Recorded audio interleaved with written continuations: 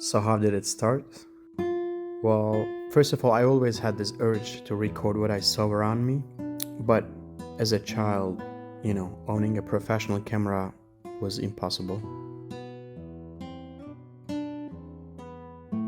I was 11 years old when I made this clear decision to have my camera, so I started saving my pocket money, and slowly with that money, I bought a small digital camera. It was not an impressive one. It was not professional at all, but it was just mine. Looking back, I sometimes think my relationship with photography may have started even earlier, because my mom was always the one behind the camera. She documented birthdays, all these small moments.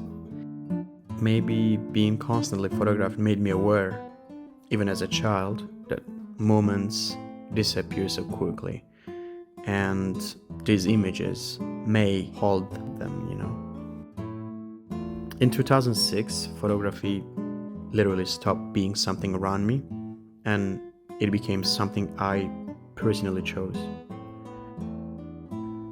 At first, I photographed everything, like everything. Streets, my friends at the school, shadows on the walls, clouds, just, anything. I was not searching for something.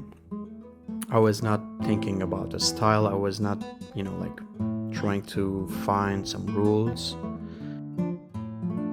Just simply trying to understand what it meant to frame the world around me. Over the years, I think many things have interested me. Different art forms, different ways of expression. But photography, of course, together with cinema, never lost its presence in my life.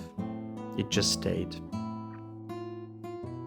20 years later have passed since that first camera.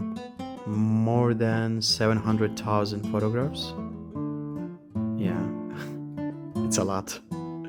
Of course, most of the photos were not as I wanted, but even the failed images shaped how I see.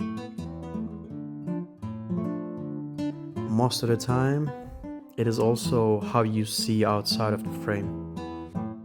When I look back at photos from 2009, for example, I don't only see what I photographed, I see how I saw. I met thousands of people through photography. All these photos, they're like a visual diary for me, more than a portfolio. This is a visual journey.